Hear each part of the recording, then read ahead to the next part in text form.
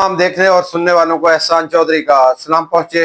दोस्तों, उम्मीद करते हैं आप जहां भी हैं खैरियत से हैं और महफूज हैं। आज इस लगड़बग्गे इंडियन का उसको उसी की जुबान में जवाब देंगे। पहले उसकी बात सुनते हैं।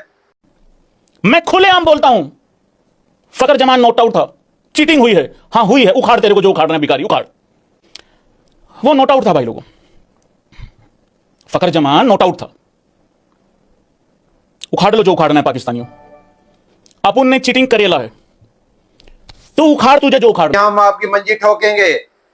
इंडियन लोगों की मंजी ठोकने के लिए हम काफी हैं। इंशाल्लाह आपको आपकी जुबान में जवाब जरूर मिलेगा।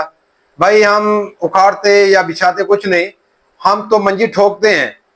हम ठोक बजा के ठोकते हैं इंडिया को, इंडियन नेशन को। किसी को नहीं छोड़ेंगे भाई। आपको याद दिला दे, जावेद मियांदाद ने बहुत सालों पहले छक्का ठोका था, वो आज तक याद है आपकी नस्लों को, जो गुजरी हुई नस्लें हैं वो भी, और नई नस्ल को भी याद है जावेद मियांदाद का छक्का। शाहिद आफरीदी के आखिरी बॉल के 2 बॉलों के छक्के उसने भी ठोके थे आपके खिलाफ। और रहती कसर हमने निकाली अभिनंदन पर।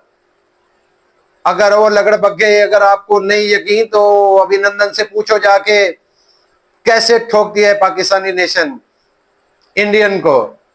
अगर यकीन नहीं तो जाके पूछो उससे, बुलाओ उसको, अभिनंदन को, घर जाके पता करो उसका, उससे पूछ लो, उसके बाद बकवास करो पाकिस्तान के खिलाफ।